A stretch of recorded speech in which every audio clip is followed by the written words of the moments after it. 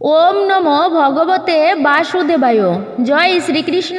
রাধে রাধে। সনাতন হিন্দু ধর্মে বছরে যে 12টি পূর্ণিমা তিথিকে অত্যন্ত মাহাত্ম্যপূর্ণ বলা হয়।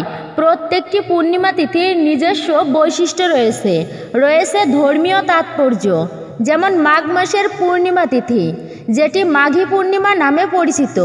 এই পূর্ণিমা তিথি শুধুমাত্র হিন্দু সনাতনীদের কাছে নয়, বৌদ্ধ ধর্মাবলম্বীদের কাছেও বিশেষ মাহাত্ম্যপূর্ণ।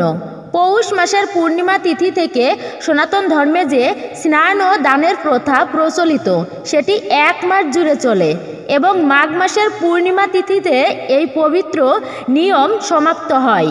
এই সময় গঙ্গা, যমুনা, গোদাবরী, সনাতন হিন্দু ধর্মের এই পবিত্র নদীগুলোতে পুণ্যার্থীদের আগমন ঘটে এবং তারা এই নদীতে পূর্ণ স্নান করে। বলা হয় এতে পাপ ক্ষয় হয় এবং জীবনে বহু সমস্যার সমাধান হয়। এরই সাথে সাথে এই পূর্ণিমা তিথিতে অভাবীদের দান করার কথা বলা হয়েছে। দান করা খুবই শুদ্ধ এবং সুন্দর একটি প্রথা। এটি যুগ যুগ ধরে সনাতনীরা পালন করে আসছে। এই মাঘ মাসের পূর্ণিমায় স্নান, দান এবং ধ্যানের জন্য অত্যন্ত গুরুত্বপূর্ণ এবং মাহাত্ম্যপূর্ণ পেয়েছে। বছরে যে 12টি পূর্ণিমার মধ্যে অত্যন্ত শ্রেষ্ঠ পূর্ণিমা হচ্ছে এই মাঘী পূর্ণিমা। তো এত গুরুত্বপূর্ণ ও পূর্ণ দিনে আপনি ভুল করেও খাবেন না এই 3টি খাবার। যদি আপনি গ্রহণ করে থাকেন তাহলে মা লক্ষ্মী এবং ভগবান শ্রীহরি বিষ্ণু আপনার প্রতি এতটাই রুষ্ট হবেন যে আপনার জীবন এবং সংসার ছারখার হয়ে যাবে। জীবনে অমঙ্গল লেগেই থাকবে, কখনো আপনার পিছু ছাড়বে না। রোগ ভোগ সবসময় আপনার জীবনে লেগেই থাকবে। অভাব, অনটন, দুঃখ, কষ্ট, জ্বালা, যন্ত্রণা সকল কিছুই আপনাকে ভোগ করতে হবে।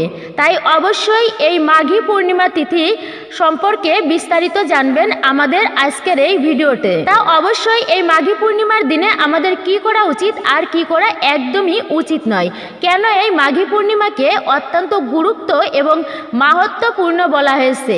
তো ভক্তদের এই দিনে কি কি করা উচিত অবশ্যই শাস্ত্রীয় মতে আপনারা তা জানতে পারবেন। তাই বিশেষভাবে অনুরোধ করব আপনি ভিডিওটি পুরো মনোযোগের সহিত অবশ্যই শ্রবণ করবেন। খুবই গুরুত্বপূর্ণ হতে চলেছে আমাদের আজকের এই ভিডিওটি, যা প্রত্যেকের জানা অতি আবশ্যক।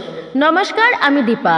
আপনাদের সকলকে সুস্বাগত জানাই রায়কিশোরী দীপা অর্থাৎ সনাতন ধর্মীয় তথ্যমূলক চ্যানেলে। আমি সর্বদা চেষ্টা করি সনাতন ধর্মের সকল গুরুত্বপূর্ণ বিষয়গুলো আপনাদের সামনে উপস্থাপন এবং শেয়ার করতে। তাই আসুন কিছুক্ষণ সময় সকলে ধৈর্য ধরে একসঙ্গে এই বিষয়ে আপনারা বিস্তারিত জেনে নিন। আশা করি আপনি উপকৃত এবং সমৃদ্ধ অবশ্যই হবেন এবং ভগবান শ্রীহরি বিষ্ণু ও মা লক্ষ্মীর কৃপা অবশ্যই বর্ষিত হবে আপনাদের উপরে। বলা হয়েছে শাস্ত্রে শ্রবণেও মঙ্গল সাধিত হয়। অবশ্যই আপনারা শ্রবণ করবেন, আমি আরেকবারও বললাম। তো আসুন চলুন শুরু করা যাক আজকের ভিডিওটি। শাস্ত্রে মাঘ পূর্ণিমার বিশেষ গুরুত্ব বর্ণিত রয়েছে। এই তিথিতে স্নান, দান এবং ধ্যানের উপর বিশেষ গুরুত্ব দেওয়া হয়েছে। মাঘ পূর্ণিমায় স্বরাশিতে উপস্থিত চাঁদ ও মকরে উপস্থিত সূর্য নিজের প্রাণ সৃষ্টিকারী অমৃতময় রশ্মির মাধ্যমে জলে প্রাণদায়ী শক্তি সঞ্চারিত করবেন। এছাড়াও পুষ্যগুরু যোগের প্রভাব থাকবে এই দিনে, যে কারণে মাঘ পূর্ণিমায় স্নান দান করলে তার দ্বারা বহু গুণ অধিক পুণ্য অর্জন করা যায়। এই তিথিতে রাশি, রত্ন বা শুভ বস্তু ক্রয় করে ব্যবহার করলে শুভ ফলাফল লাভ করতে পারেন। অন্যদিকে মন, মস্তিষ্ক ও জলের ত্বকের কারক গ্রহ চাঁদ স্বরাশি কর্কটে পূর্ণিমা তিথিতে উপস্থিত থাকায় এর প্রভাব প্রচুর পরিমাণে বেড়ে যাবে। এই দিনের কিছু নিয়ম মেনে চললে অবশ্যই ব্যক্তির জীবনে ধনধান্য ভরে উঠবে। মাঘ মাসের পূর্ণিমার গুরুত্বই বা কি? আচ্ছা, মাঘ মাস হিন্দু ক্যালেন্ডার অনুসারে 10ম মাস। মাঘ মাসের আরেকটি নাম হচ্ছে মঘা, বাংলা সনের 10ম মাস। ভারতীয় রাষ্ট্রীয় শকাব্দের 11তম মাস হলো মাঘ মাস। মঘা নক্ষত্রের সূর্যের এই অবস্থানকে কেন্দ্র করেই এইরকম নামকরণ করা হয়েছে। খনার বচনে বলা হয়েছে, যদি বর্ষে মাঘের শেষ ধন্যী রাজার পুণ্যি দেশ, অর্থাৎ মাঘ মাসের শেষে যদি প্রবল বর্ষণ হয় সেই রাজার প্রচুর পরিমাণে ধন সম্পদ হবে এবং প্রচুর ফসল হবে সেই বছর। মাঘ মাসের এই পবিত্র পূর্ণিমা তিথিতে সনাতনীরা শ্রী শ্রী সত্যনারায়ণের পূজা অর্চনা করে, লক্ষ্মী নারায়ণের পূজা অর্চনার আয়োজন করে অনেক বাড়িতে গোপাল ঠাকুরের পূজা অর্চনা করা হয় এবং অনেক বাড়িতেই হয়ে থাকে শ্রী লক্ষ্মী দেবীর মূর্তি তুলে বিশেষ পূজা অর্চনা হোম যজ্ঞের আয়োজন করা হয়। পৌরাণিক কাহিনী অনুসারে মাঘ পূর্ণিমার ব্রত কথায় বলা হয়েছে ধনেশ্বর নামের এক ব্রাহ্মণ ও তার স্ত্রী কান্তিকা নগরে বাস করতেন। ভিক্ষা করেই জীবনযাপন করতেন তারা। ব্রাহ্মণও তার স্ত্রীর কোনো সন্তান ছিল না। একদিন ব্রাহ্মণের স্ত্রী নগরে ভিক্ষা চাইতে গেলে নগরবাসী তাকে বন্ধা বলে বিদ্রূপ করে ভিক্ষা দিতে অস্বীকার করে। এই দিনের ঘটনার পর ব্রাহ্মণের দুঃখী স্ত্রী 16 দিন ধরে দেবী কালীর পূজা করেন। স্বামী স্ত্রী দুজন মিলে নিয়ম মেনেই এই পূজা করেছিলেন। মা কালী তাদের ভক্তিতে খুবই খুশি হয়ে তাদের সামনে এসে ব্রাহ্মণের স্ত্রীকে গর্ভবতী হওয়ার আশীর্বাদ দিয়ে যান। পাশাপাশি তিনি বলেন প্রতি পূর্ণিমায় একটি করে প্রদীপ জ্বালাতে এবং প্রতিবার পূর্ণিমায় একটি করে প্রদীপ বাড়িয়ে দিতে। পূর্ণিমা উপবাস পালন করে এইভাবে কমপক্ষে 32টি প্রদীপ জ্বালানোর কথা বলে। মা কালীর নির্দেশ অনুসারে ব্রাহ্মণ দম্পতি পূর্ণিমার দিন উপবাস করে প্রদীপ জ্বালানো শুরু করেন। মা কালীর আশীর্বাদে ব্রাহ্মণের স্ত্রী গর্ভবতী হন এবং জন্ম দেন এক পুত্র সন্তানের, যার নাম ছিল দেবদাস। তবে দেবদাসের ছিল স্বল্পায়ু। দেবদাস বড় হয়ে শিক্ষা লাভের উদ্দেশ্যে তাকে তার মামার বাড়ি কাশীতে পাঠিয়ে দেওয়া হয়। তবে কাশীতে এক দুর্ঘটনার প্রতারণার কারণে বিয়ে হয়ে যায় তার। কিছুদিন পর কালের নিয়ম অনুসারে তার প্রাণ নিতে আসে। সেদিন ছিল পূর্ণিমা তিথি এবং ব্রাহ্মণ দম্পতি তাদের পুত্রের জন্য সেদিন উপবাস করেছিলেন। পূর্ণিমার উপবাসের কারণে কাল দেবতা দেবদাসের কোনো ক্ষতি করতে পারে না। এরপর থেকে পূর্ণিমার উপবাসের মান্যতা আরও বেড়ে যায়। এই উপবাসের সমস্ত দুঃখের নাশ হয়, সন্তানের দাম্পত্য জীবনে সুখ আসে, ঘরে সম্পদ বৃদ্ধি হয়। সনাতন ধর্ম অনুসারে এই পূর্ণিমা তিথিতে দেবতারা মর্তলোকে ভ্রমণ করতে আসেন। এই তিথিতে কোনো তীর্থ বা গঙ্গা স্নান ও দান করলে ভগবান অতি প্রসন্ন হন। তাই এই তিথিতে মন্দির দর্শন ও গঙ্গা স্নান করার প্রচলন আছে। আমরা জানি যে ভারতের 4টি নগর হরিদ্বার, প্রয়াগরাজ, নাসিক ও উজ্জয়িনী পূর্ণ কুম্ভ আয়োজিত হয়। পূর্ণ কুম্ভ মেলা প্রতি 12 বছর অন্তর অনুষ্ঠিত হয় এবং মাঘী পূর্ণিমার সময় মাঘ মেলাটি বার্ষিক ভিত্তিতে 3টি নদীর সঙ্গম স্থলে বা ত্রিবেণী সঙ্গমের চারপাশে প্রয়াগরাজের মতো নগরে অনুষ্ঠিত হয়। গৌতম বুদ্ধের জীবনেও এই তিথির বিশেষ গুরুত্ব আছে। তিনি এই তিথিতে তার পরিনির্বাণের কথা ঘোষণা করেন। কথিত আছে যে 45 বর্ষাবাস অর্থাৎ অন্তিম বর্ষায় যদি রাজগৃহের বেণুবনে অধিষ্ঠান করেন, সেই সময় তিনি ভীষণ রোগে আক্রান্ত হন। পরে প্রবল ইচ্ছাশক্তি ও কঠোর ধ্যান বলে রোগমুক্ত হন। বর্ষাব্রত শেষ করে দেশ ভ্রমণের ইচ্ছা পোষণ করেন তিনি ক্রমে বৈশালীর চাপালচত্ব উপস্থিত হন। তার বয়স তখন পূর্ণ 80 বছরে। এই সময় তিনি চাপালচত্বে ধ্যানস্থ হয়ে ভাবলেন তার পরিনির্বাণের সময় সন্নিকটে। এই পবিত্র মাঘী পূর্ণিমার দিনে তিনি আনন্দকে সম্বোধন করে বললেন, হে আনন্দ, অচিরেই তথাগত পরিনির্বাণ প্রাপ্ত হবেন। এখন থেকে 3 মাস পর বৈশাখী পূর্ণিমা তিথিতেই আমি পরিনির্বাপিত হব। সুতরাং দেখা যাচ্ছে যে মাঘী পূর্ণিমা হলো বুদ্ধের পরিনির্বাণ ঘোষণার তিথি। তো অবশ্যই কিন্তু এই মাঘী পূর্ণিমা খুবই গুরুত্বপূর্ণ। আপনারা অবশ্যই এই মাঘী পূর্ণিমা তিথি পালন করবেন এবং আমি অনুরোধ করছি অবশ্যই ভিডিওটি আপনারা পুরো দেখুন। মাঘী পূর্ণিমা তিথি বা এই পূর্ণিমা তিথি মূলত শুভ কার্যের সূচনা করে। অত্যন্ত শুভ তিথি এটি। বছরের যে 12টি পূর্ণিমা রয়েছে, প্রতিটা পূর্ণিমা তিথিরই রয়েছে বিশেষ গুরুত্ব এবং মাহাত্ম্য। আরাধ্য দেবের কৃপা লাভ করার জন্য, সাধনা করার জন্য অত্যন্ত শুভ একটি দিন। এই সময় খুবই ভালো একটা যোগের সৃষ্টি হয়। আপনি অন্য দিনে ধর্মীয় কর্ম করলে যে পুণ্য ফল প্রাপ্তি করা যায়, তবে শুভতম দিনে মানে পূর্ণিমার দিনে দাতব্য কাজ, স্নান, পূজা অর্চনা করলে অন্য দিনের তুলনায় আপনি আরো বেশি পুণ্যফল প্রাপ্ত করতে পারবেন। আচ্ছা, নদীতে যেমন জোয়ার ভাটা হয়, তেমনি মানুষের জীবনেও কিন্তু জোয়ার ভাটা হয়। পূর্ণিমার দিনগুলোতে মানুষের জীবন প্রবাহ ঊর্ধ্বমুখী থাকে এবং আমাদের এই শরীরের নদীর অংশ হচ্ছে চুল, দাড়ি, নখ। তাই আপনাদেরকে বলবো, এই অমাবস্যা এবং পূর্ণিমার দিনে ভুল করেও কখনো ক্ষৌরকর্ম করবেন না। চুল, দাড়ি, নখ এগুলো কাটবেন না। তো প্রথমেই বলছি ক্ষৌরকর্ম করতে নেই, কারণ এগুলো হচ্ছে শরীরের নদীর অংশ। এতে আপনার জীবনে গ্রহ দোষ লাগে। 12টি পূর্ণিমার মধ্যে কেন এই মাঘী পূর্ণিমাকে এত শ্রেষ্ঠ বলা হয়েছে, কেনই বা এর এতটা গুরুত্ব? এই মাঘী পূর্ণিমা মা লক্ষ্মীর অত্যন্ত প্রিয়। যদি সংসারে দারিদ্রতা থাকে তবে যে কোনো পূর্ণিমা তিথিতে ব্রত করে মা লক্ষ্মীর পূজা করতে পারেন আপনারা। এর ফলে সংসারের দারিদ্রতা দূরীভূত হয়। মা লক্ষ্মী স্বয়ং ঐশ্বর্য ও ধনের দেবী, স্বয়ং তিনি নারায়ণের পত্নী। তো তার যদি কৃপা লাভ হয় সংসারে কোনো দারিদ্রতা থাকে না। তবে শুধু যে দারিদ্রতা তা কিন্তু নয়, সেই সংসারে পরিবারের সুখ শান্তি সমৃদ্ধি পরিপূর্ণ হয় মা লক্ষ্মী দেবীর কৃপা লাভ হলে। তাই এই দিনে অবশ্যই আপনারা উপবাস করবেন। আর যদি উপবাস নাও রাখতে পারেন তবে লক্ষ্মী পূজা করবেন, লক্ষ্মী নারায়ণের যুগল মূর্তির উপাসনা করবেন। এটাকে সর্বোত্তম বলা হয়েছে নিজের জীবন এবং সাংসারিক জীবনের মঙ্গলের জন্য। এবার আসুন আমরা জেনে নিই এই মাঘী পূর্ণিমার শুরু এবং সমাপ্তি কখন। এই মাঘী পূর্ণিমার শুরু 11ই ফেব্রুয়ারি মঙ্গলবার দিন রাত 6:58 থেকে। এই মাঘী পূর্ণিমা তিথি থাকবে 12ই ফেব্রুয়ারি বুধবার দিন রাত 7:09 পর্যন্ত। এই সময়টুকুর মধ্যে এই পবিত্র পূর্ণ মাঘী পূর্ণিমা তিথিটি থাকবে। এই জন্য উদয়ের তিথি অনুসারে আপনাদেরকে এই মাঘী পূর্ণিমা ব্রত পালন করতে হবে 12ই ফেব্রুয়ারি বুধবার দিন। অনেকেই আছেন এই দিনে উপবাস ব্রত পালন করেন, লক্ষ্মী নারায়ণের পূজা অর্চনা করেন। তো সত্যনারায়ণের পূজা অর্চনা অবশ্যই করা উচিত এই মাঘী পূর্ণিমা তিথিতে। তবে অনেকেই আছেন যারা সঠিকভাবে জানেনই না যে এই মাঘী পূর্ণিমা ব্রতের নিয়মই বাকি। তবে যে কোনো ব্রত পালনের ক্ষেত্রেই কিন্তু ব্রতের আগের দিনে সকলকে সংযম পালন করতে হয়। বিশেষ করে পূর্ণিমা তিথিতে ভুলক্রমে মাছ মাংস ডিম অর্থাৎ আমিষ জাতীয় খাবার ভক্ষণ করা উচিত নয়।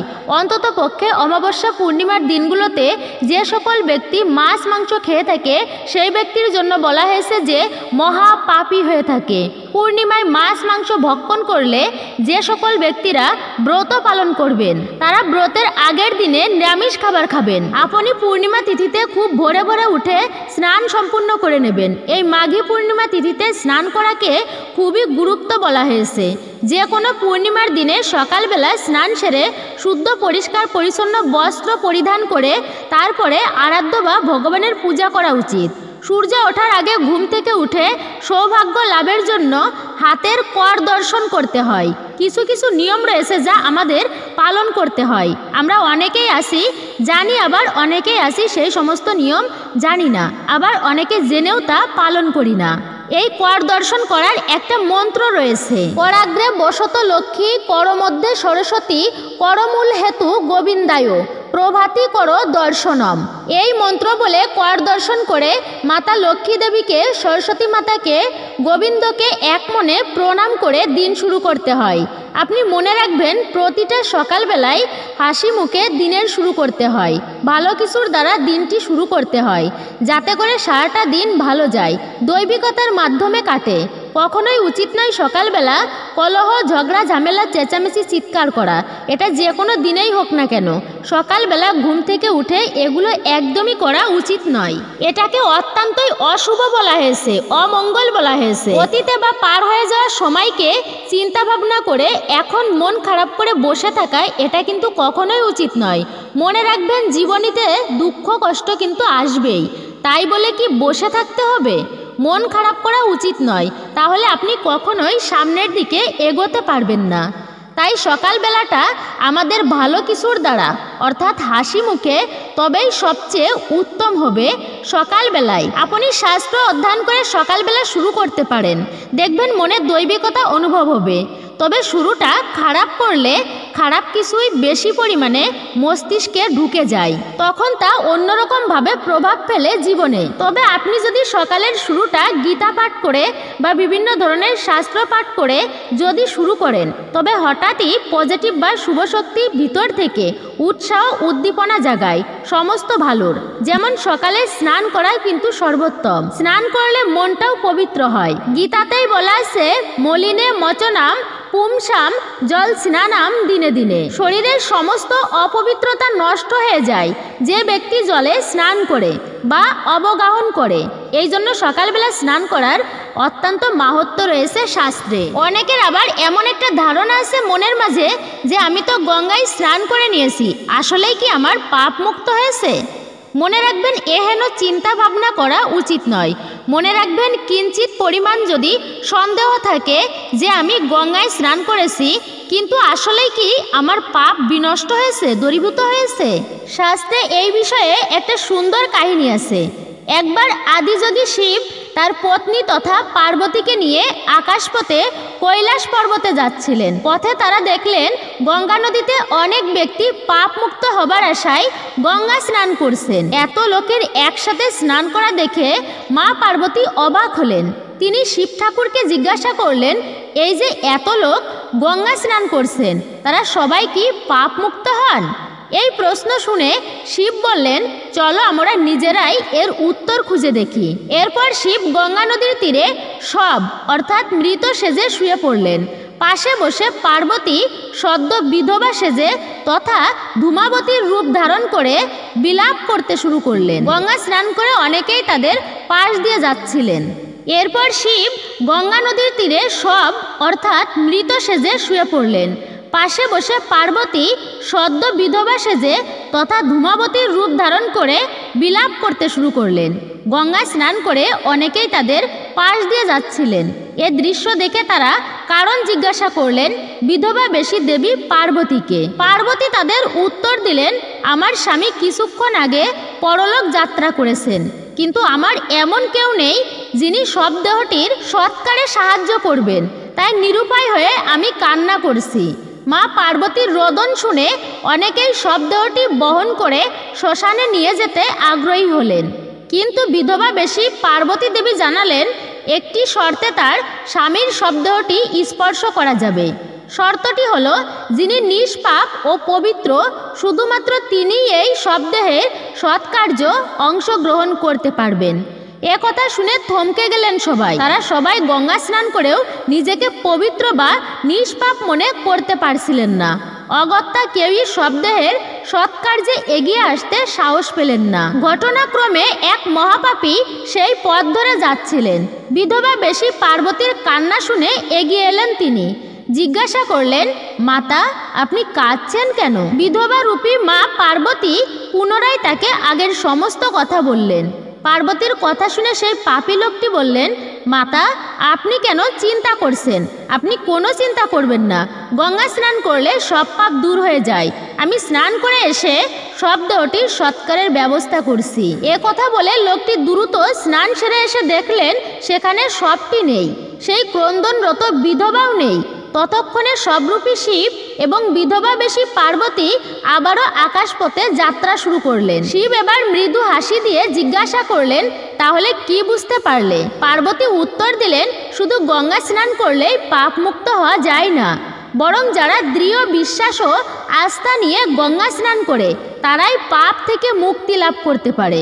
আমরা অনেকেই পুণ্য লাভের আশায় এবং পাপ মুক্তির জন্য অনেক ধরনের কাজই করে থাকি, কিন্তু মনে যদি দৃঢ় বিশ্বাস ও আস্থা থাকে আমরা অনেকেই পুণ্য লাভের আশায় এবং পাপ মুক্তির জন্য অনেক ধরনের কাজই করে থাকি, কিন্তু মনে যদি দৃঢ় বিশ্বাস ও আস্থা না থাকে যে এই কাজটি করে আমার পুণ্য হবে বা পাপ মুক্তি হবে, তাহলে সেই কাজটির ফল পাওয়া যায় না। গীতাতেই আছে, মলিনে মোচনাম জল স্নানাম দিনে দিনে।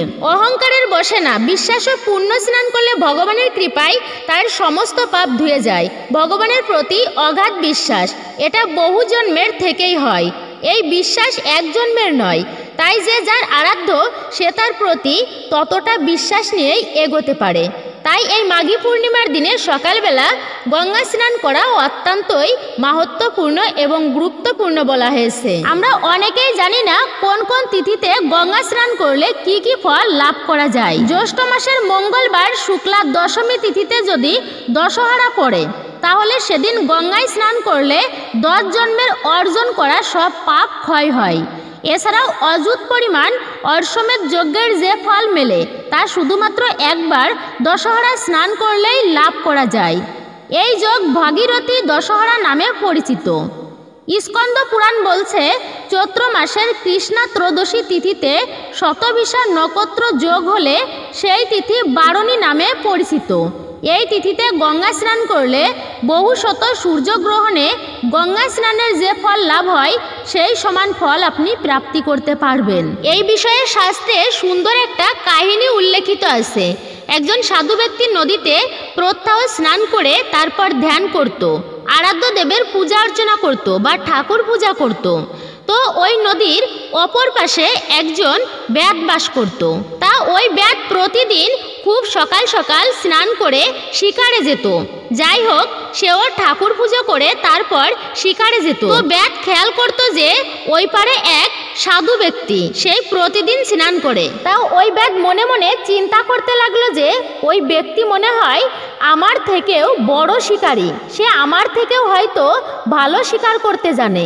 এখানে যার মনে যেমন চিন্তা সে তো তেমনই ভেবেছে, তাই না?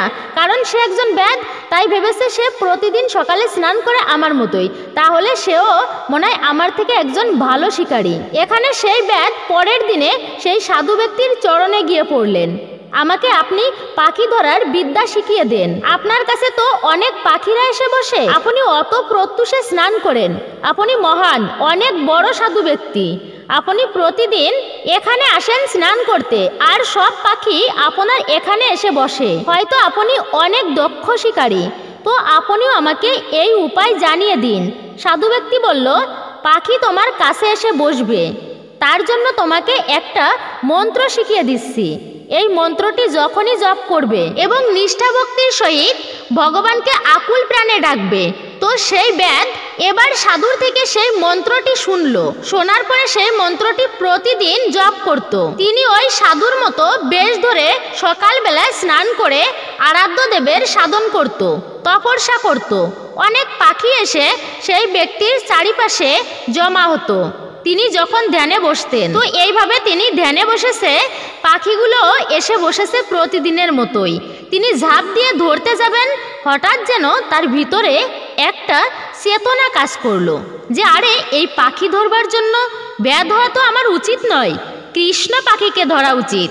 তখন সে ব্যাধ বুঝতে পারলো এটা কোনো সাধারণ মন্ত্র নয়। তিনি আবার গিয়ে সাধুর চরণে আশ্রয় পড়ল, হে গুরু মহারাজ, আমাকে রক্ষা করুন, আমি ভগবানকে প্রাপ্ত করতে চাই। এখানে এই সাধারণ পাখি তো তুচ্ছ আমার কাছে, আমি ভগবান রূপী পাখিকে লাভ করতে চাই। তখন সেই গুরু মহারাজ বলল, তাহলে এই মন্ত্রটিই জপ করবে। প্রাতকাল স্নান করে তুমি ইষ্টদেবের সাধনা করবে, কেননা সকালবেলাটাই হচ্ছে দিনের সবথেকে শ্রেষ্ঠ মুহূর্ত। ব্রহ্ম মুহূর্তে উঠে স্নান সেরে ঠাকুরের পূজা করলে বা ধ্যান করলে যতটা মন স্থির থাকে, অন্য সময়ে ততটা মন স্থির থাকে না। এই জন্য প্রত্যুষে উঠে প্রণাম করা উচিত ভগবানকে। আপনি যদি নাম জপ করতে নাও পারেন, তো যে কোনো কারণে অন্তত পক্ষে ভালো কিছুর মাধ্যমে আপনার প্রথমে দিনটা শুরু করা উচিত। এটা অত্যন্তই মঙ্গলময় এবং শুভ বলা হয়েছে। এরপর হচ্ছে পবিত্র নদীতে স্নান। মনে রাখবেন, গঙ্গায় স্নান করাকে সবথেকে মাহাত্ম্যপূর্ণ বলে মনে করা হয়। এই কারণে প্রবাদে একটা কথা আছে, নদীর জল ঘোলা হলেও শ্রেষ্ঠ, আর জাতির মেয়ে কালো হলেও ভালো। এই কথা কিন্তু অনেকাংশেই সত্য, কেননা নদীর জল সর্বদাই পবিত্র।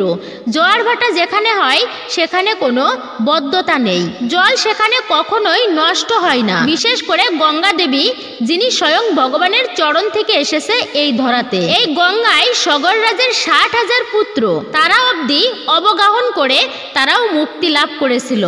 তাই এই গঙ্গা নদী সবথেকে পবিত্রতম নদী। ভাগীরথী যাকে বলা হয়, সেই গঙ্গায় অন্তত পক্ষে স্নান করা উচিত। তো জীবনে অন্তত একবার হলেও গঙ্গা স্নান করা উচিত। অনেকের আবার হয়তো গঙ্গা নদী বা নদীর আশপাশে বাড়ি নয়, তবে তারা কিভাবে গঙ্গা স্নান করতে পারে? সেক্ষেত্রে আমি তাদেরকে বলতেছি, গঙ্গায় যদি স্নান করতে নাও পারেন, তথাপিও আপনারা স্নান করার সময় 3 বার গঙ্গা গঙ্গা গঙ্গা উচ্চারণ করলে এতেও গঙ্গা স্নানের সমান ফল আপনারা প্রাপ্ত করতে পারবেন। এতেও বলা হয়েছে গঙ্গা স্নানের সেই সম ফল প্রাপ্ত করা যায়। এই জন্য গঙ্গা স্নান করা এটি অত্যন্তই মাহাত্ম্যপূর্ণ। গঙ্গা জল ছাড়া কোনো পূজাই হয় না, এটা কিন্তু আমরা সকলেই জানি। তবে আবার আপনারা এটিও বলতে পারেন, আচ্ছা গঙ্গা জল বাদে আমরা যে কলের জলে অর্থাৎ টিউবওয়েলের জলে পূজা করি, তাহলে কি আমাদের পূজা করা হয় না? অবশ্যই হবে, কেন নয়, কিন্তু সেখানে মন্ত্রপুতভাবে আহ্বান করা হয় সপ্ত নদীকে। ওং গঙ্গে চ যমুনা চৈব গোদাবরী সরস্বতী নর্মদে সিন্ধু কাবেরী জলহস্মিনী সন্নিধান কুরু। সপ্ত নদীকে আহ্বান করে তারপরে সেই জলে ঠাকুর পুজো করা হয়। অঙ্গুম মুদ্রায় আহ্বান করা হয়। সনাতন ধর্মে এমন কিছু বিষয় আছে যা আমাদের একটুখানি হলেও জানা দরকার। অনেকেই ভাবেন গঙ্গায় স্নান করলে সব পাপ থেকে মুক্ত হওয়া যায়। হ্যাঁ, এটা ঠিক, অবশ্যই গঙ্গায় স্নান করলে কিন্তু সমস্ত পাপ থেকে মুক্ত হওয়া যায়। তবে একটা তত্ত্ব কথা আছে যা আমি বলতেছি, আপনারা একটিবার শুনুন। যে গঙ্গা সমস্ত ব্যক্তিদের পবিত্র করতে পারে সেই গঙ্গা দেবেরই পুত্র হচ্ছে বিশ্বদেব। তার পাপ কিন্তু খণ্ডিত হয়নি। তাই এমনটা চিন্তা করা উচিত নয় যে আমি তো গঙ্গায় স্নান করেছি, তাহলে আমি তো সর্ব পাপ হতে মুক্ত হয়েছি, এখন আমি যা ইচ্ছা তাই করতে পারি। এমনটা করা উচিত নয়। কেননা যে গঙ্গাপুত্র বিশ্বদেব, যেই গঙ্গায় স্নান করলে মানুষ সর্ব পাপ হতে মুক্ত হয়, কিন্তু সেই গঙ্গাদেবেরই পুত্র বিশ্বদেব, যিনি ভয়ানকভাবে সরাগাতে বিদ্ধ হয়ে তাই দেহত্যাগ করেছিলেন। তার পাপের ফল কি ছিল? 100 জন্ম আগে তিনি একটা সাপকে মানে সর্পকে দূরে ছুঁড়ে ফেলে দিয়েছিল, আর সেই বিষধর সর্প কাঁটার মধ্যে গিয়ে পড়েছিল, অর্থাৎ সে কাঁটায় বিদ্ধ হয়েছিল, প্রাণ ত্যাগ করেছিল। আর সেই সর্পের কষ্টের ফলে এই বিশ্বদেবের 100 জন্ম পরে হলেও সেই দুঃখকে ভোগ করতে হচ্ছে। এই জন্য জীবনে যে যেমন সুখ প্রাপ্ত করি আমরা, তেমনি জীবনীতে দুঃখ তো পেতেই হবে। আমরা যেমন কর্ম করব তেমন তো কর্ম অনুযায়ী আমাদের সাজা পেতেই হবে, আর তেমনি সুখ দুঃখ আমাদেরকে বহন করতে হবে। আপনি জীবনে কাউকে কষ্ট দিয়ে ভালো থাকতে চাইলে ওই কষ্টের ফল কোনো না কোনো দিন আপনার জীবনে তা আসবেই। সেই কষ্টের ফল ভোগ করতেই হবে আপনাকে। মানুষ যেমন ভালো, তেমনি এই মানুষের থেকে খারাপ কিন্তু আর কেউ নেই। মানুষ নিজ স্বার্থ হাসিলের জন্য যা ইচ্ছা তাই করতে পারে। তবে মনে রাখা উচিত, আপনি যদি কাউকে কষ্ট দেন, আঘাত করেন, সেই আঘাতের ফল কোনো না কোনো দিন, কোনো না কোনো জন্মে আপনাকেই ভোগ করতে হবে। যদি আপনি কারোর সম্পদ লুট করেন বা চুরি করেন, ডাকাতি করেন, সেই চুরির ফল আপনাকে দ্বিগুণ ভোগ করতে হবে। এটি হচ্ছে প্রকৃতির নিয়ম। ভগবান এমনভাবে জগৎ সৃষ্টি করেছেন। চিত্রগুপ্ত অর্থাৎ চিত্র মানে ছবি আর গুপ্ত মানে গোপন। যেমন হচ্ছে সিসি ক্যামেরা, তেমনি ভগবানের দৈবিক ক্যামেরা হচ্ছে সেই চিত্রগুপ্ত। আমরা প্রতিনিয়ত কি করি আর কি করছি না, এটা কেউ না দেখতে পেলেও ওই একটি ব্যক্তি যিনি নীরবে তা দেখছেন, শুনছেন, কিন্তু কিছুই বলছেন না, একদিন আমাদের সমস্ত কার্যের হিসাব তিনি সঞ্চিত করে রাখবেন। সমস্ত কর্মের বিচার করবেন তিনি। গঙ্গায় স্নান করলে পবিত্র লাভ হয়, হ্যাঁ পবিত্রতা অর্জন হয়, কিন্তু মনের মধ্যে এই ভাব রাখা উচিত নয় যে আমি গঙ্গায় স্নান করেছি, সর্ব পাপ হতে তো মুক্ত হয়েছি, এখন আবার পাপ কর্ম করব, আবার গঙ্গায় স্নান করব, সব পাপ ধুয়ে যাবে। এমন স্নান হচ্ছে স্বস্তি স্নান। আচ্ছা ধরুন আমরা স্নান করে ধুলোবালি মাখি, নোংরা হয়ে থাকি, তবে সেই স্নানের পবিত্রতা কোথায়? মনে রাখবেন, স্নানের পরে পবিত্র থাকাটাই হচ্ছে আসল বিষয়, মুখ্য বিষয়। একটুখানি আগেই আমি মা পার্বতী আর শিবজির একটা শব্দ ধারণ করার গঙ্গা স্নানের কাহিনী বললাম। অবশ্যই আপনারা নিশ্চয়ই এই বিষয়টা বুঝতে পেরেছেন যে গঙ্গা স্নান করলেই কিন্তু সব পাপ বিধৌত হয়ে যায় না। শুধুমাত্র যদি বিশ্বাস থাকে আর অহংকারের বশে যদি আপনি গঙ্গা স্নান না করেন, তাহলে সমস্ত পাপ বিধৌত হয়ে যায় এবং চরমে মোক্ষ প্রাপ্তি হয়।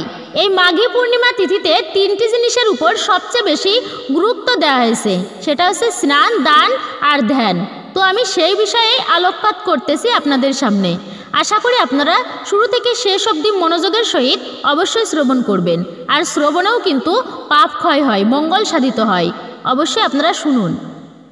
এরপর যে বিষয়টা তা হচ্ছে দান করা। শাস্ত্রে বলা হয়েছে এই মাঘী পূর্ণিমার দিনে যদি দান করা যায় তা অক্ষয় হয়ে রয়। সেই দানের পুণ্যফল অনেক। মনে রাখবেন, দানেই দ্রব্য শুদ্ধি হয়। দানের মাধ্যমে আপনার ধন কিন্তু কমে যায় না। তো যারা মা লক্ষ্মী দেবীর কৃপা প্রাপ্ত করতে চান তাদেরকে বলা হয়েছে, অর্থাৎ গৃহস্থদের ধর্ম হচ্ছে অতিথিদের সেবা করা, আপনার গৃহে যদি কোনো অতিথি আসে, অসহায় দরিদ্র ব্যক্তি আসে, যথাসাধ্যভাবে তার সেবা করাটা উচিত। ভগবান নারায়ণ ও ভগবান শ্রীহরি বিষ্ণু পরীক্ষা করার জন্য গিয়েছিলেন ভক্তের বাড়িতে। এক ভক্তের বাড়িতে তিনি প্রথমে গিয়েছেন। ধরুন আজ আপনি লক্ষ্মী পুজো করবেন, মনে রাখবেন এই দিনে দেবী লক্ষ্মীও রূপ ধারণ করে আপনার বাড়িতে আসতে পারেন আপনাকে পরীক্ষা করতে। বিশেষ করে মা লক্ষ্মীর দিন হচ্ছে বৃহস্পতিবার দিন। কিন্তু বৃহস্পতিবারে যে ব্যক্তি অতিথি অসহায়দের খালি হাতে ফিরিয়ে দেয়, ওই সংসার থেকে দেবী মা লক্ষ্মী বিদায় নেয়। মনে রাখবেন গৃহস্থের ধর্ম হচ্ছে অতিথি সেবা করা। কিন্তু অনেকেই আমরা আসি, আমরা কি করি, অতিথি আসলে দান করতে চাই না, দিতে চাই না, মুখ কালো করে রাখি। তবে উচিত যথাসাধ্যভাবে দান করা। দানের মাধ্যমে ধন বৃদ্ধি পায়। যত দান করবেন তত আরও বৃদ্ধি পাবে। যেখানে রাজা হরিশ্চন্দ্র সমস্ত কিছু বিলিয়ে দিয়েছিলেন, বলি মহারাজ তার রাজ্যকে পর্যন্ত দান করে দিয়েছিলেন, শেষ অবধি তিনি নিজেই ভগবানের চরণে সমর্পিত হয়েছিল। যার ফলশ্রুতিতে ভগবান শ্রীহরি বিষ্ণু বলি মহারাজের দ্বার রক্ষী হয়ে রয়েছেন। ভগবান বলি মহারাজকে আপন করে নিয়েছিল।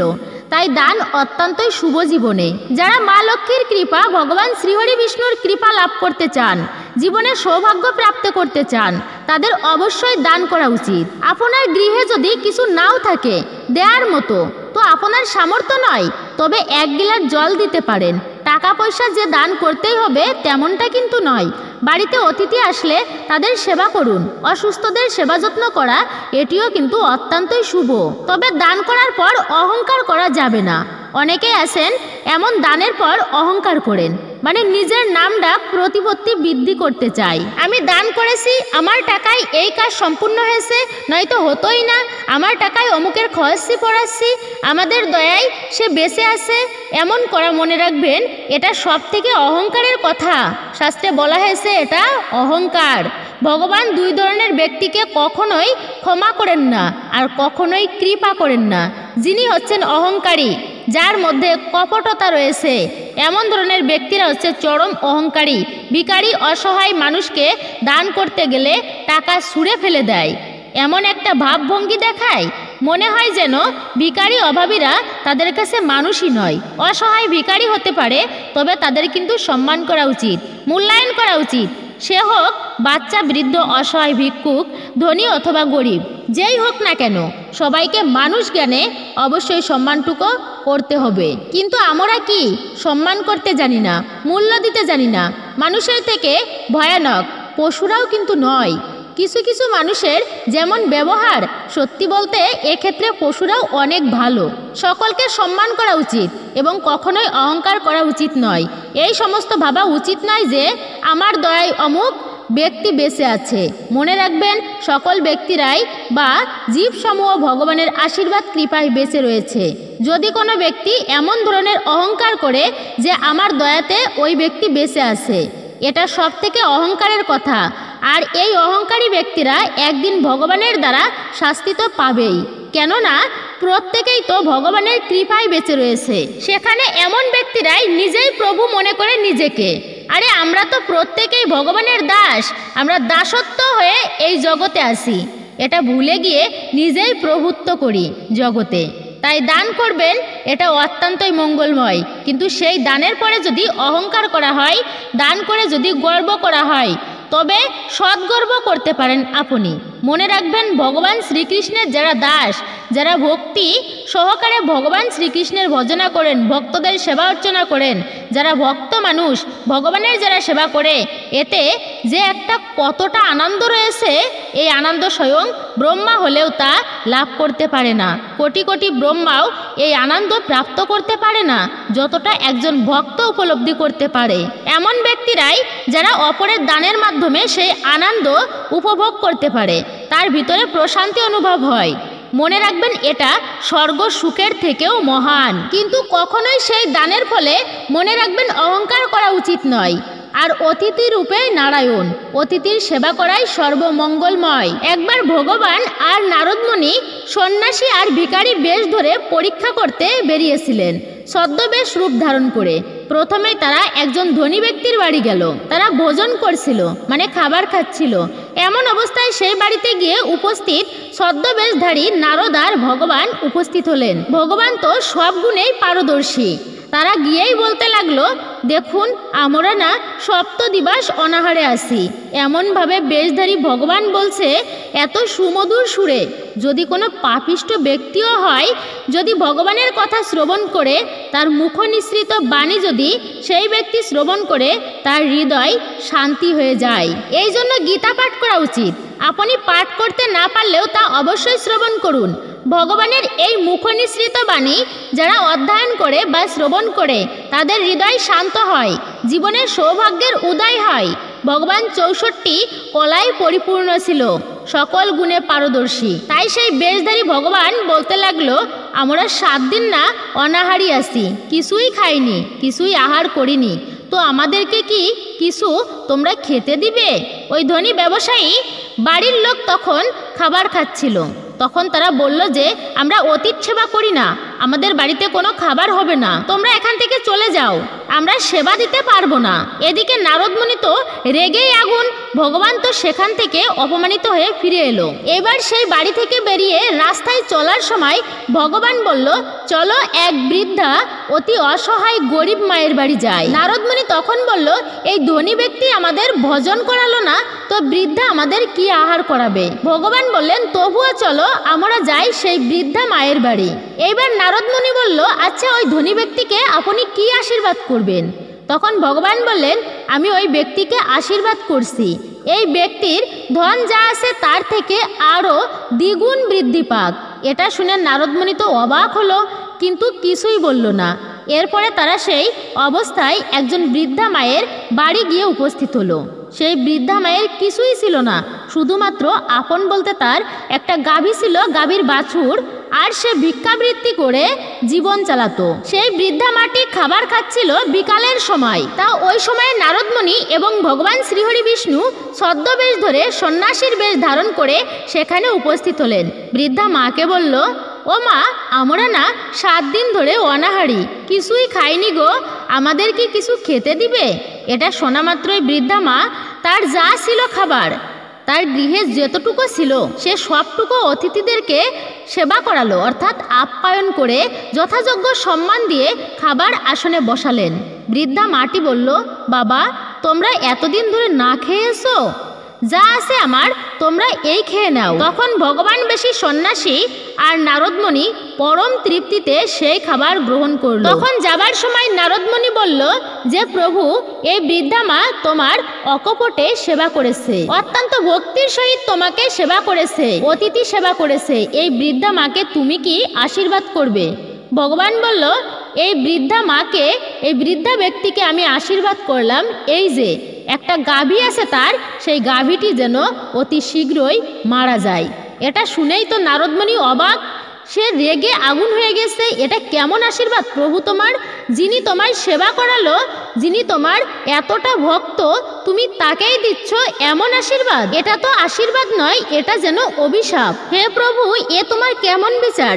যে ব্যক্তি তোমার সেবা করলো না তাকেই তুমি ধন বৃদ্ধির আশীর্বাদ দিলে, আর এই দুঃখী মা অর্থাৎ যে তোমার সেবা করলো সেই বৃদ্ধা মাকেই তুমি অভিশাপ দিচ্ছ, এ যেন আশীর্বাদ নয়। শ্রীহরি ভগবান বলল, নারদ তুমি বিষয়টা বুঝতে পারোনি, যখনই এই বৃদ্ধার গাভী থাকবে না তখন তো এর আর কিছুই থাকবে না। আপন বলে তখন শুধুমাত্র এই ব্যক্তি আমাকেই আকুল প্রাণে ডাকবে এবং আমি অন্তিমে এই বৃদ্ধা মাকে আমার কাছে নিয়ে আসব, তার কৃপা করব। কিন্তু ওই যে ধনী ব্যক্তি যে আমাকে সেবা দেয়নি, তার জীবনে ধন আরও বৃদ্ধি হলে সে পুরোপুরিভাবেই আমাকে ভুলে যাবে, আমি তার থেকে সরে যাব এবং এই জড়জগতের মায়ায় মোহিত হয়ে থাকবে সে। তাই ভগবানের কৃপা তার আর জীবনে লাভ হবে না। তাই ভগবানের কৃপা হয় 2 ধরনের। মনে রাখবে, আমরা ভগবানের কাছে যাই, ধন সম্পদ দাও প্রভু, সন্তান সন্ততি দাও, বাড়ি গাড়ি দাও, এমন যত চাইব, এর ফলে কি হবে? জগতে আমরা তত বেশি মায়ায় মোহিত হয়ে পড়ি। ততবার আমাদের জন্মগ্রহণ করতে হবে, আর ততই এই দুঃখ কষ্ট জ্বালা যন্ত্রণা দুর্দশা আমাদের ভোগ করতে হবে। কিন্তু আমাদের ভগবান প্রাপ্ত আর হবে না, ভগবান তার পাশ ছেড়ে দিবে। আমাদের প্রার্থনা হওয়া উচিত, হে প্রভু তুমি আমাকে সেই কৃপা করো যেন আমরা এই জন্মেই এই মায়ার সংসারকে অতিক্রম করে তোমার কাছে পৌঁছাতে পারি। এটাই হচ্ছে প্রকৃত কৃপা। তবে আমরা মনে করি জগতে যদি অনেক ভালো থাকা যায়, অর্থ সম্পদ যদি বৃদ্ধি পায়, জগতে আমরা যেন ভালো থাকি, এমনটাই হচ্ছে হয়তো বিশেষ কৃপা। কিন্তু মনে রাখবেন এটা হচ্ছে প্রকৃত কৃপা নয়। মনে রাখবেন এটাকে কখনো প্রকৃত কৃপা বলা হয় না। এটা হচ্ছে জড় জগতের মায়া, সব থেকে খারাপ জিনিস, যা আপনাকে শুধু এই জগতেই বন্দি করে রাখবে। আর আমাদের মূল উদ্দেশ্য তো এই জগতে বন্দি হওয়া নয়। প্রাচীনকালে ভরত নামে একজন সত্যনিষ্ঠ রাজা ছিলেন। পরবর্তীতে তার নাম অনুসারে ভারতবর্ষ নামটির সৃষ্টি হয়। এই ভরত রাজা ছিলেন খুব ধার্মিক। তিনি রাজারূপে অভিষিক্ত হবার কিছুকাল পরে সংসার ত্যাগ করে নিরালয় ঈশ্বরের উপাসনা করতে লাগলেন। এইরূপ কিছুকাল অভিহিত হবার পর যখন তার সংসারের প্রতি মোহ প্রায় কেটে যেতে বসেছিল, সেই সময়ে এক আকস্মিক ঘটনা তার জীবনের মোড় একেবারেই ঘুরিয়ে দিল। সনাতন ধর্মাবলম্বীরা মনে করেন যে মৃত্যুর পর আবার পুনর্জন্ম লাভ হয়, অর্থাৎ আমার মৃত্যু হলেও আমি থেকে যাই এবং কর্ম অনুসারে সেই আমি মানে আত্মা নতুন দেহ ধারণ করে। অবশ্যই এই ভরত রাজার থেকে আমরা সেই বিষয়টা পরিষ্কারভাবে জানতে পারি। তো এইভাবেই ভরত রাজা ঈশ্বর চিন্তায় কালপাত করতে থাকলেন। একদিন তিনি নদীতে স্নান করতে গিয়ে দেখলেন যে একটি হরিণ শিশু স্রোতে ভেসে যাচ্ছে। এই দেখে তার মনে খুব দয়া হলো এবং তিনি সেই মৃগ শিশুটিকে অতি যত্ন সহকারে জল থেকে তুলে তার আশ্রমে নিয়ে এসে সেবা শুশ্রা করে লালন পালন করতে থাকলেন। এমনভাবে দিনে দিনে তার সেই হরিণ শিশুটির প্রতি অন্ধ মায়া এমন প্রবল হলো যে সর্বদা তার চিন্তা করতে করতে একদিন তিনি ঈশ্বর চিন্তা প্রায় ত্যাগ করেই বসলেন। এইরূপ সংসারের মোহ ত্যাগ করলেও তাকে একটি হরিণ শিশু মায়ার বন্ধনে আবদ্ধ করে ফেলল। একদিন যখন সেই মৃগ বনের মধ্যে চড়তে চড়তে সিংহের কবলে পড়ে মারা গেল, তখন ভরত রাজা খুব দুঃখ পেলেন এবং শেষ জীবনে রাত দিন হরিণের জন্য শোক করে তিনি মারা গেলেন এবং পরজন্মে হরিণ রূপে তিনি জন্ম লাভ করলেন। এই প্রসঙ্গে গীতায় বলা হয়েছে, মৃত্যুর আগে যে যেমন চিন্তা করে সে পরবর্তী জীবনে সেই রূপ লাভ করে। এই জন্য ভরত রাজা অন্তিম সময়ে তিনি হরিণের চিন্তা করেছিলেন, তাই পরবর্তী জন্মে তিনি হরিণের জন্ম লাভ করেন। মৃগ পরবর্তী জন্মে তিনি এক জাতিস্বর হিসাবে একটি ব্রাহ্মণ বংশে জন্মগ্রহণ করেন এবং এই জন্মেও তার নাম হয় ভরত। জাতিস্বর হবার কারণে অর্থাৎ পূর্বজন্মের কথা স্মরণ থাকার কারণে তিনি এই জন্মে একইভাবে ঈশ্বর চিন্তা নিয়ে মগ্ন হলেন, যে সংসারের সব কিছু থেকে তিনি নিজেকে প্রায় সরিয়ে নিলেন যাতে তার ঈশ্বর চিন্তায় কোনো ব্যাঘাত সৃষ্টি না হয়। তিনি রাত দিন ঈশ্বর চিন্তাতে এতই সমর্পিত ছিলেন যে সংসারের কোনো বিদ্যায় রপ্ত করে উঠতে পারেননি। এমনকি কথাবার্তাও বলতেন খুব কম এবং তাও জড়ানো স্বরে। এইরূপ স্বভাব এর জন্য তাকে কম অত্যাচার সইতে হয়নি। সংসারের কোনো কাজে না লাগাতে তার ভাইয়েরা তাকে শেষমেশ মাঠে পশু পাখি তাড়ানোর কাজে নিযুক্ত করলেন এবং তার নাম হয়ে গেল জড় ভরত। যেহেতু সাধারণ মানুষ তাকে অলস ভেবেছিলেন, তিনিও অবিরাম ঈশ্বর চিন্তা করে গান করে হাততালি দিয়ে পাখি তাড়িয়ে তার সব কাজ করে চলতেন। একদিন এক রাজা কপিল মুনির আশ্রমে দীক্ষা নিতে পালকিতে করে যাচ্ছিলেন। সেই পথের ধারে জড় ভরত বসে ঈশ্বরের নাম করছিলেন। এমন সময় তার একজন পালকি বাহক অসুস্থ হয়ে পড়ায় তিনি হুকুম করলেন যে আর একজনকে খুঁজে নিয়ে আসতে। রাজার অনুচরেরা এদিকে ওদিকে খুঁজে শেষমেশ জড় ভরতকে বসে থাকতে দেখে তাকেই নিয়ে এলেন এবং তিনি কোনো বাক্য ব্যয় না করে পালকি কাঁধে নিয়ে অন্যদের সঙ্গে চলতে থাকলেন। কিন্তু পালকি প্রবলভাবে দুলতে শুরু করলো। রাজামশাই তো পালকি বাহকদের উপর রাগ করতে লাগলেন। তিনি বললেন, এ কি, কেমন করে চলছো তোমরা, ফেলে দেবে নাকি? পালকি বাহকরা বলতে লাগলো, প্রভু আমরা আগেও যেমন চলছিলাম এখনো তেমনি চলছি, কেবলমাত্র পালকি দুলছে ওই নতুন লোকটির কারণেই। ব্যাপারটি হলো জড় ভরত ছিলেন প্রবল ধার্মিক, এবং অহিংসবাদী। পাশে তার পায়ের ছাপে পথের পিঁপড়ে পোকামাকড় মারা যায়, তাই তিনি লাফিয়ে লাফিয়ে চলছিলেন। রাজামশাই তার কাণ্ড দেখে বললেন, ভালো করে পালকি বইতে পারো না? কাকে তুমি বইছো জানো না? এতক্ষণ জড় ভরতের মুখে কোনো কথাই ছিল না, যেন তিনি কিছুই শুনতে পারেননি। এবার তিনি প্রতি উত্তরে বললেন, হে রাজন, শুনুন কে কাকে বহন করে। এই পৃথিবী আমাদের পাগুলিকে। পা বহন করে উরুকে, উরু বক্ষকে, বক্ষ গ্রীবা, আর গ্রীবা মস্তিষ্ককে। আপনি তো পালকিতে বসে আছেন, আমি তো আপনাকে বহন করছি না, আমি করছি পালকিটাকে বহন। নেহাত সাধারণ মানুষের মুখে রাজা এমন কথা শুনে বুঝলেন উনি কোনো সাধারণ মানুষ নন, নিশ্চয়ই উনি কোনো ছদ্মবেশী তপস্বী। এইরূপ সেই রাজন জড় ভরতের কাছ থেকে ঈশ্বর তত্ত্ব শুনে তার কাছে দীক্ষা গ্রহণ করে তিনি দেশে ফিরে গেলেন। এখান থেকে আমরা একটা জিনিস বুঝতে পারি, অবশ্যই আমাদের চিন্তা চেতনা ঈশ্বরের প্রতি হওয়া উচিত, ভক্তির প্রতি হওয়া উচিত, যাতে আমাদের অন্তিমেও সেই ভক্তিটাই যাতে আমাদের ভিতরে আসে এবং ঈশ্বর স্মরণ করতে পারি, তাহলে অন্তিমেই ঈশ্বর প্রাপ্তি আমরা করতে পারবো। আর যদি সারা জীবন আমরা ঈশ্বরের সাধনা সেবা অর্চনা কিছুই করলাম না, দান ধ্যান করলাম না, তাহলে আমাদের অন্তিমে কি করে ঈশ্বর আসবেন আর আমরা কিভাবেই তাকে প্রাপ্ত করতে পারবো?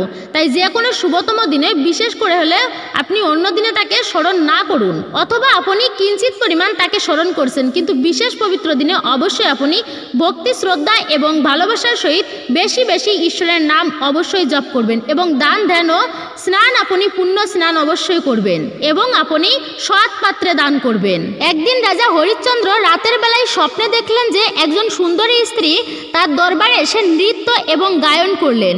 রাজা হরিশ্চন্দ্র তার নৃত্য এবং সঙ্গীত প্রদর্শনে বেশ আনন্দিত হলেন এবং তাকে উপহার হিসেবে কিছু চাইতে বললেন। ওই সুন্দরী স্ত্রী রাজাকে বললেন যে তিনি রাজার পত্নী হতে চান। রাজা হরিশ্চন্দ্র অনুরোধ করে বললেন যে তিনি বিবাহিত এবং তিনি অন্য মহিলাকে তার স্ত্রী বানাতে পারবেন না, এবং রাজাও অনুরোধ করলেন যে তিনি অন্য কিছু চেয়ে নিক। তখন সেই সুন্দরী মহিলা বললেন তাহলে এই রাজ্য তাকে দান করে দিতে। রাজা হরিশ্চন্দ্র অত্যন্ত বিনম্র হয়ে বললেন, মহারিষি, দান তো সুপাত্রকে দেওয়া হয়। ঋষি বিশ্বামিত্র রাজা হরিশ্চন্দ্রের উদ্দেশ্যে বললেন, তাহলে এই সমস্ত রাজ্য আমায় এখন দান করুন। রাজা হরিশ্চন্দ্র এক মুহূর্ত সময় নষ্ট না করে সমস্ত রাজ্য ঋষি বিশ্বামিত্রকে দান করলেন। হঠাৎই রাজা হরিশ্চন্দ্রের ঘুম ভেঙে গেলে তিনি তার স্ত্রীকে এই সমস্ত কথা বললেন এবং এও বললেন তার স্ত্রী যেন শীঘ্রই তার সন্তানকে নিয়ে নিজের বাপের বাড়ি চলে যায়। তার স্ত্রী তাকে বোঝানোর চেষ্টা করেন যে তিনি মাত্র স্বপ্ন দেখেছেন। তখন রাজা হরিশ্চন্দ্র তার স্ত্রীকে বোঝালেন যে দান তো দানই হয়, স্বপ্নে দান দেওয়া হোক কিংবা বাস্তবে। এবং তিনি এও বললেন যে এই সংসারও তো স্বপ্নের মতোই, শুধু পার্থক্য এই যে ঘুমে চোখ বন্ধ করে স্বপ্ন দেখা এবং দিনে চোখ খুলে। রাজা হরিশ্চন্দ্র এই বলে বনে যাওয়ার সিদ্ধান্ত নিলেন। তার স্ত্রী তাকে অনেক ভালোবাসে এবং নিজের স্বামীর এই মহানতা দেখে তিনিও রাজা হরিশ্চন্দ্রের সঙ্গে বনে যাওয়ার সিদ্ধান্ত নেন। এই সময় তার পুত্র রহিতাশ্ব এসে উপস্থিত হন এবং সেও বনে যাওয়ার সিদ্ধান্ত নেন। পরের দিন তারা বনে যাওয়ার জন্য তৈরি হয় এবং তখনই ঋষি বিশ্বামিত্র এসে উপস্থিত হয় এবং রাজাকে কটাক্ষ করে বলেন, এতটা মোহ নিজের রাজপাট নিয়ে যে এখনো বনে গেলে না। এবং ঋষি ক্রোধের সাথে বলে, তাড়াতাড়ি বনে যাও এবং এই বস্ত্র বেশভূষা রেখে যাও, কারণ এগুলি আমার সম্পত্তি। রাজা হরিশ্চন্দ্র এবং তার স্ত্রী পুত্র সমস্ত বস্ত্র বেশভূষা পরিত্যাগ করে সাধারণ পোশাক পরে বনে যাওয়ার জন্য তৈরি হলেন। তখন ঋষি বিশ্বামিত্র বললেন, তুমি আমায় দান তো দিলে, কিন্তু দক্ষিণা তো দিলে না। রাজা হরিশ্চন্দ্র তার রাজকোষ অধিকারীকে 1000 স্বর্ণ মুদ্রা দক্ষিণা দেওয়ার কথা বললেন, কিন্তু ঋষি বিশ্বামিত্র বললেন, এই রাজকোষ আমার, তুমি এখান থেকে আমায় দক্ষিণা দিতে পারো না। তখন রাজা হরিশ্চন্দ্র বললেন যে তাকে 1 মাস সময় দেওয়া হোক, তিনি অবশ্যই ঋষি বিশ্বামিত্রকে দক্ষিণা দেবেন। ঋষি বিশ্বামিত্র বললেন, 1 মাসে 1000 স্বর্ণ মুদ্রা দক্ষিণা দিতে হবে, যদি একদিনও বেশি হলে তুমি রাজা মিথ্যাবাদী হবে। রাজা হরিশ্চন্দ্র রাজি হলেন এবং স্ত্রী ও পুত্রকে নিয়ে বনে চলে গেলেন। তিনি এক এক করে পরিশ্রম করে স্বর্ণমুদ্রা একত্র করার চেষ্টা করলেন। সময় মতো খাওয়া হয় না, ঘুম হয় না, রাজা এবং তার স্ত্রী পুত্র স্বর্ণমুদ্রা একত্র করার চেষ্টা করেই চলেছেন। 29 দিন হয়ে গেছে। রাজা এবং তার স্ত্রী পুত্র 1000 স্বর্ণমুদ্রা একত্র করে নিয়েছে। তিনি সমস্ত মুদ্রা একত্র করে একটি পুটুলিতে বেঁধে রাখলেন। কিন্তু ওই দিন রাতে চোর এসে সমস্ত স্বর্ণমুদ্রা নিয়ে চলে যায় এবং তার জায়গায় একটি মাটি ও পাথর ভরা পুটুলি রেখে চলে যায়। পরের দিন ঋষি বিশ্বামিত্র রাজার বন কুটিরে এসে হাজির হয়। রাজা ওই পুটুলি যখন ঋষি বিশ্বামিত্রের হাতে দেন, তখন ঋষি দেখে কেবল মাটি আর পাথর পড়ে আছে। ঋষি অত্যন্ত ক্রোধিত হয়ে যান এবং রাজা হরিশ্চন্দ্রের উদ্দেশ্যে বলেন, বাহ রাজা বাহ, যদি দক্ষিণা দিয়ে অপমান করার ছিল তাহলে আগেই বলে দিতে পারতে। রাজা হরিশ্চন্দ্র ক্ষমা চেয়ে বললেন, মহারিষি, আমি এক এক করে স্বর্ণমুদ্রা একত্র করে এই পুটুলিতে রেখেছিলাম, কিন্তু জানি না কি হয়ে গেল। আজ সন্ধ্যার মধ্যে আমি যদি আপনাকে দক্ষিণা দিতে না পারি তাহলে এই জগৎ থেকে আমার নাম মুছে যাবে। এবং এই বলে তিনি তার স্ত্রী পুত্রকে নিয়ে কাশীর বাজারে বেচার জন্য নিয়ে চলে গেলেন। কাশীর বাজারে নিলাম উঠল। প্রথমে তার স্ত্রীকে বিক্রি করা হলো 500 স্বর্ণমুদ্রায়। এরপরে রাজা হরিশ্চন্দ্রের সন্তান বিক্রি হলো 200 স্বর্ণমুদ্রায়। এরপরেও যখন 1000 স্বর্ণমুদ্রা একত্র হয়নি, রাজা স্বয়ং নিজেকে 300 স্বর্ণমুদ্রায় বিক্রি করে দিলেন এবং এই 1000 স্বর্ণমুদ্রা ঋষি বিশ্বামিত্রকে দক্ষিণা দিয়ে নিজে বচন পালন করলেন। রাজা হরিশ্চন্দ্রের স্ত্রী পুত্র একজন জমিদারের কাছে চাকরের কাজ করেন। দিনরাত তাদের কাজ করতে হয়, খাবারও সময় মতো পেত না তারা, কিন্তু তারা কোনো প্রতিবাদ করতে পারতো না, কারণ তাদের বিক্রি করা হয়েছিল। এবং রাজা হরিশ্চন্দ্র একজন চণ্ডালের কাছে কাজ করেন। রাজা হয়েও তাকে ডোমের কাজ করতে হয়। তিনি মালিকের সেবা করতেন এবং সারাক্ষণ শ্মশানেই থাকতেন, দেখাশোনা করতেন। শুল্ক ছাড়া মৃতদেহ জ্বালাতে দিতেন না, এটা তার মালিকের আদেশ ছিল। একবার রাজা হরিশ্চন্দ্রের পুত্র জমিদারের স্ত্রীর জন্য ফুল তুলতে গেলে এবং তাকে সাপে দংশন করলো, যার ফলে তার পুত্র মারা গেলেন। তার মা অর্থাৎ রাজা হরিশ্চন্দ্রের পত্নী অনেক কান্না করলেন, কিন্তু তবুও কিছু হলো না। যখন তিনি তার পুত্রকে শ্মশানে নিয়ে এলেন, তখন রাজা হরিশ্চন্দ্র মৃতদেহ পোড়াতে দিলেন না, কারণ তার মালিকের আদেশ শুল্ক ছাড়া মৃতদেহ পোড়ানো যাবে না। তিনি বুঝতে পারলেন যে তার স্ত্রী এবং তার মৃত পুত্র তার সামনেই রয়েছে, তবুও তিনি কিছুই করতে পারলেন না। রাজা হরিশ্চন্দ্রের স্ত্রী নিজের শাড়ির এক অংশ ছিঁড়ে শুল্ক হিসেবে দান করলেন। এই সময় কাশীর রাজা তার সৈনিক নিয়ে হাজির হয় এবং বলেন, এই স্ত্রী ছোট বাচ্চাদের হত্যা করে, তাই তাকে মৃত্যুদণ্ড দেওয়া হলো। রাজা হরিশ্চন্দ্রের সামনে তাই স্ত্রীর মৃত্যুদণ্ড ঘোষণা করা হলো এবং রাজা হরিশ্চন্দ্রকেই আদেশ দেওয়া হলো তার স্ত্রীকে মৃত্যুদণ্ড দিতে। রাজা হরিশ্চন্দ্র এটা বিধির বিধান মনে করে নিজের স্ত্রীকে মৃত্যুদণ্ড দিতে বললেন। ওই সময় ভগবান নারায়ণ, দেবী লক্ষ্মী, নারদ মুনি এবং ঋষি বিশ্বামিত্র উপস্থিত হলেন। রাজা হরিশ্চন্দ্রের পুত্র রোহিতাশ্ব জীবিত হয়ে গেলেন। ভগবান বিষ্ণু রাজা হরিশ্চন্দ্রের প্রশংসা করলেন এবং তাকে আশীর্বাদ করলেন, হরিশ্চন্দ্র, তোমার জয় হোক, তুমি সত্যের জন্য সব কিছু পরিত্যাগ করলে। ধর্ম এবং কর্তব্য তোমায় সত্যের পথে চলা থেকে আটকাতে পারে না এবং কখনো পারবেও না। গুরুদেব ঋষি বিশ্বামিত্র রাজা হরিশ্চন্দ্রকে আশীর্বাদ করলেন এবং বললেন যে এটি তার নেওয়া পরীক্ষা ছিল। তিনি বললেন, যতদিন সূর্য এবং চন্দ্র আকাশে থাকবে ততদিন রাজা হরিশ্চন্দ্রের নাম থাকবে। যখনই সত্যের কথা আসবে তো প্রথমেই রাজা হরিশ্চন্দ্রের নাম আসবে।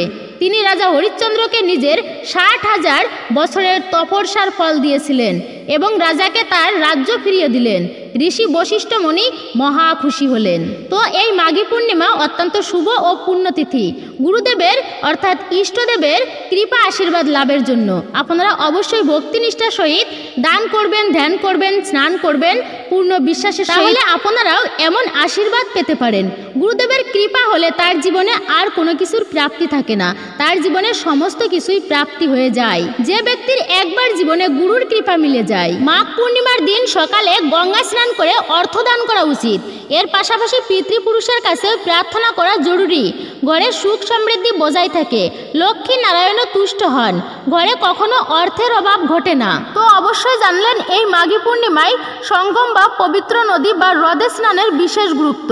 এই দিনে ভগবান বিষ্ণু ও মা লক্ষ্মীর পুজো বিশেষ তাৎপর্য রয়েছে। পূর্ণিমায় তাদের পুজো করলে ভক্তদের উপর দেবী লক্ষ্মীর আশীর্বাদ বর্ষিত হয় এবং তাদের জীবনের সমস্ত দুঃখ দূর হয়।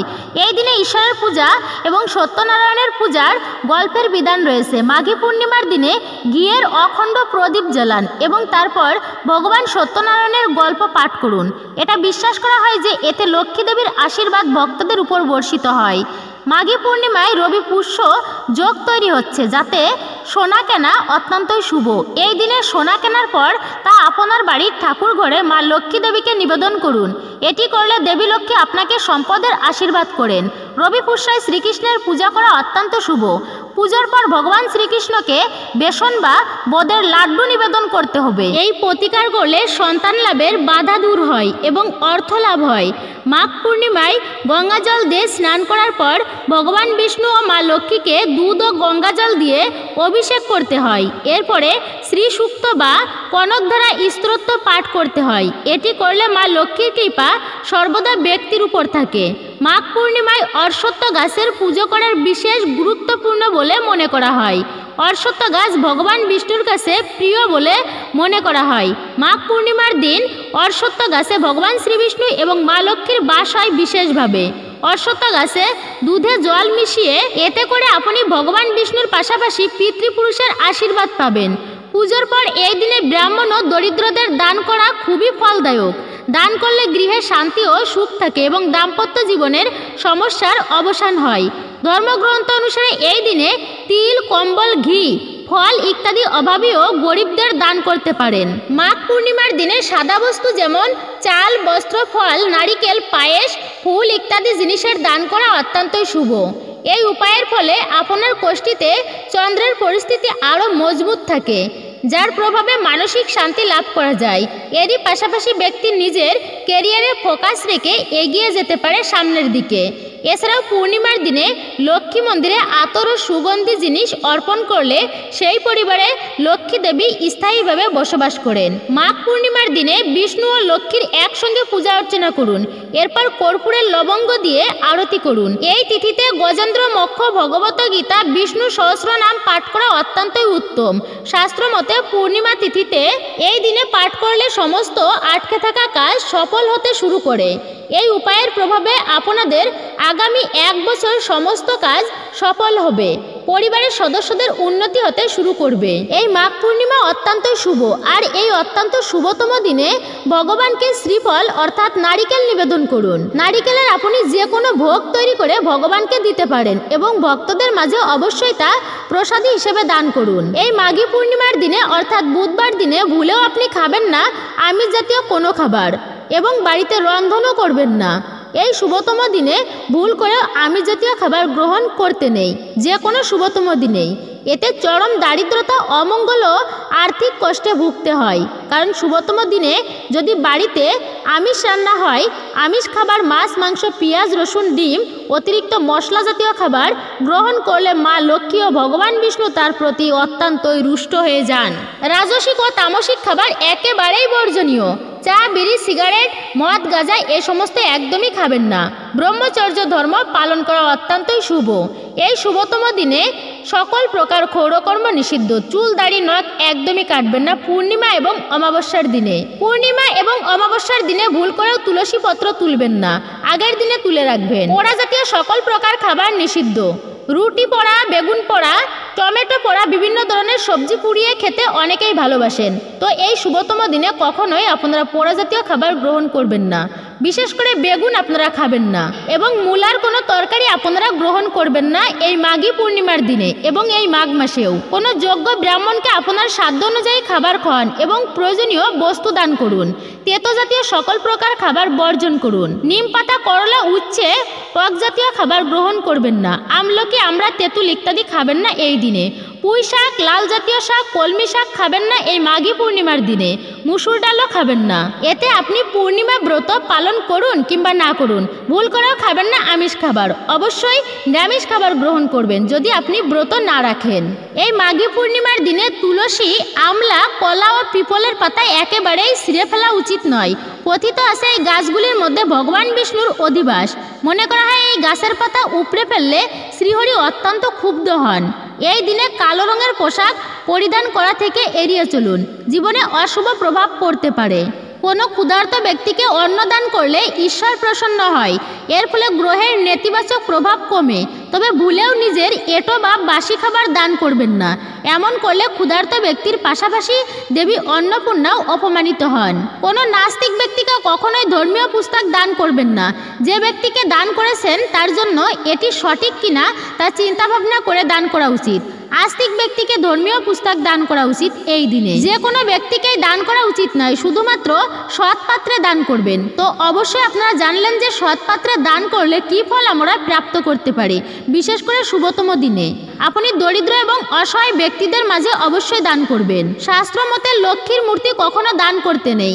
বাড়ি থেকে কখনো লক্ষ্মী বিদায় করতে নেই, কারণ লক্ষ্মীকে অর্থ ঐশ্বর্যের দেবী বলা হয়। লক্ষ্মী দেবীর আশীর্বাদ কৃপা থাকলে ধন বৈভব ও সুখ সমৃদ্ধি লাভ করা যায়। আবার রূপোর কয়েন ও অলঙ্কার যা লক্ষ্মীর ছবি আছে, গণেশের ছবি আছে, তাই একদমই দান করতে নেই।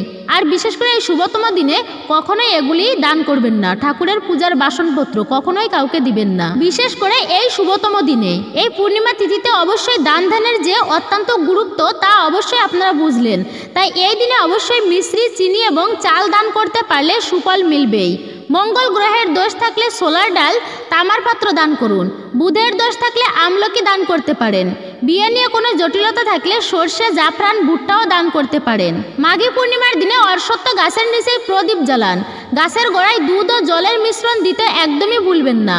সম্পদ ও সমৃদ্ধির জন্য মাঘী পূর্ণিমার দিনে শ্রীবিষ্ণুর সহস্রনাম স্তোত্র পাঠ করতে পারেন। অর্থ বৃদ্ধির জন্য 11টি কড়িতে হলুদ মাখিয়ে লাল কাপড়ে মুড়ে বাড়িতে ঠাকুরের সিংহাসনে অবশ্যই রেখে দিন। সকাল সন্ধ্যা নিয়মিত তার পূজা করুন। মাঘ পূর্ণিমায় ব্রহ্ম মুহূর্তে গঙ্গায় স্নান করা উচিত। স্নানের পর ওম নমো নারায়ণায় মন্ত্র জপ করুন। তারপর সূর্যকে অর্ঘ্য দিন। জলে তিল মিশিয়ে তর্পণ করুন।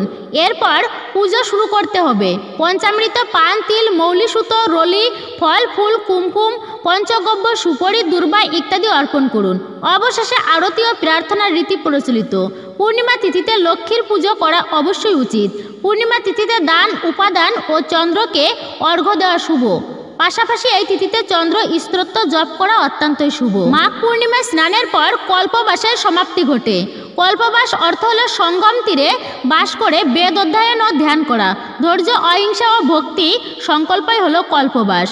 তো এই ছিল আমাদের আজকের ভিডিওটি আপনার কাছে কেমন লাগলো তা কমেন্ট করে অবশ্যই নিজের মতামত জানাবেন। যদি ভালো লেগে থাকে একটি লাইক করবেন, কমেন্টে ভক্তি, ভালোবাসা ও শ্রদ্ধার সহিত জয় মা লক্ষ্মী দেবীর জয় অথবা আপনার আরাধ্য দেবদেবীর নাম বা গুরুদেবের নামটি একটি বারের জন্য হলেও লিখে জানাবার জন্য অনুরোধ রইল। চ্যানেলে নতুন হলে চ্যানেলটি সাবস্ক্রাইব করবেন, পাশে থাকার নোটিফিকেশন বেল বাটনটি অল করে দিবেন। সকলে ভালো থাকুন, সুস্থ থাকুন, পরম করুণাময় ঈশ্বরের অশেষ কৃপায়।